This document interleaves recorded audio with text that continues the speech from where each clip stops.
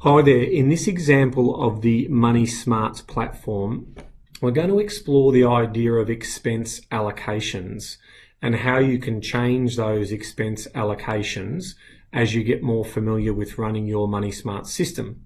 So in this particular case, I've got Financial Piece 1 and Financial Piece 2.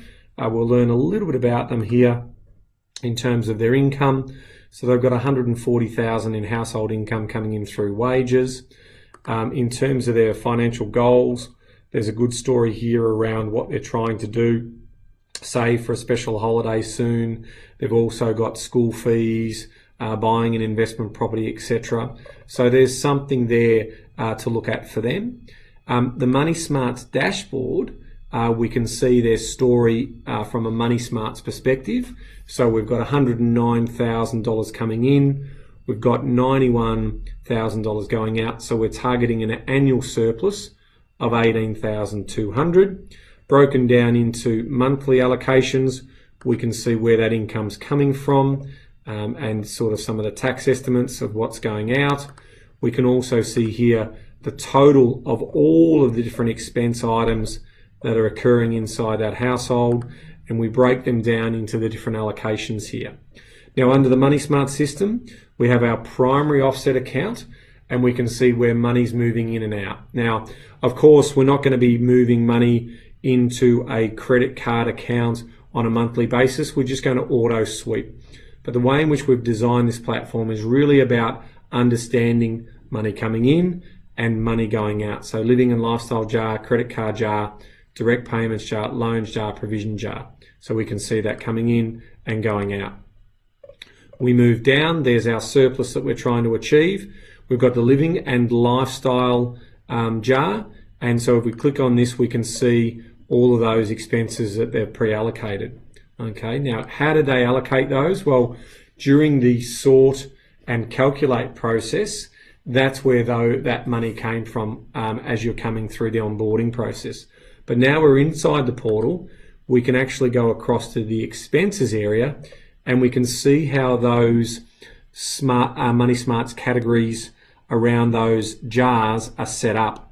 So we've got discretionary and essential spending. So in some cases, here's an interesting one, $15 going into living and lifestyle.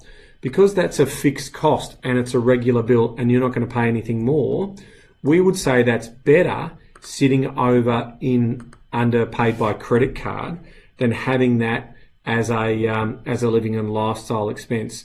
Now, it still might be a discretionary expense, so you still might leave it in discretionary, but certainly moving it across as a fixed cost is important. Because every time you change one of these allocations, so here's an example, if I go and change this one, or no, we'll just start here first.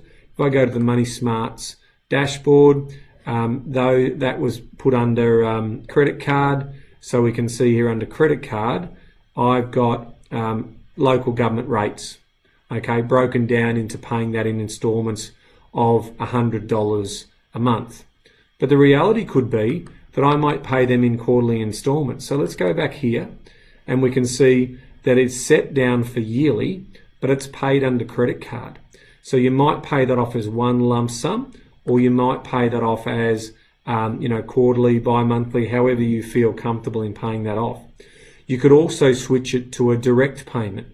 And so that direct payment could come out by doing that. And very big tip here, when you are changing things around, you need to save.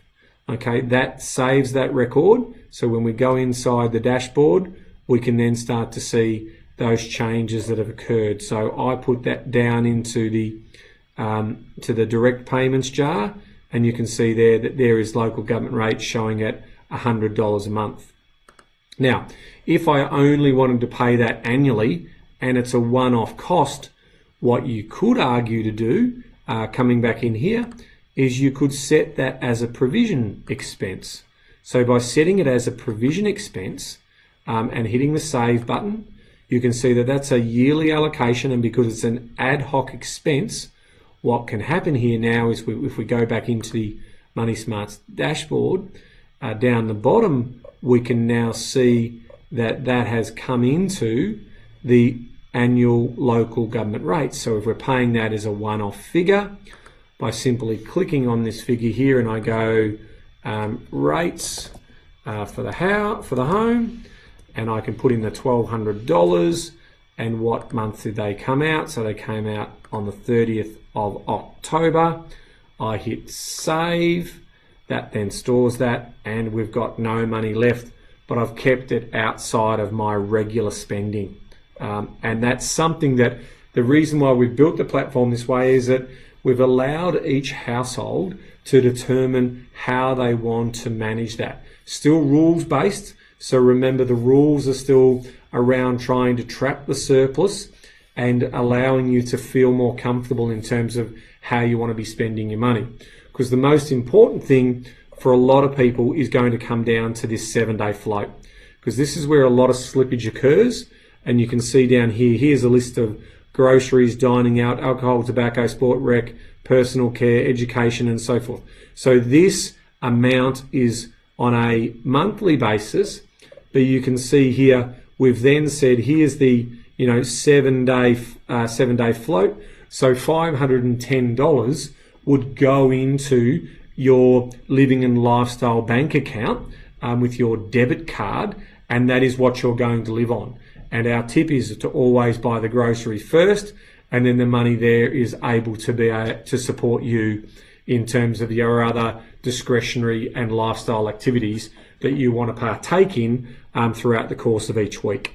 So that is the beauty of the system. You can get it tailored to your particular circumstances. And that's effectively how you manage your allocations. So if you want to continue to move allocations around, we don't suggest you do this on a regular basis, because it's going to change how you're managing your money, because ultimately this is all about trapping surplus and getting back in control of your money. So when you're doing your tweaking, step 6, as part of the MoneySmart system, just make sure that you're not tweaking too much, okay? Because you really do want to make sure that if you are spending things on a weekly basis, that should be in your living and lifestyle. And then anything that's a regular bill that you know that you actually have to keep paying, you would set up as either via the credit card or via direct payment. And then anything that's ad hoc, that's not regular, that you may then get yourself into trouble spending your money on, you would potentially provision to start off with as you get more familiar with it. So that's how you allocate expenses in the MoneySmart platform.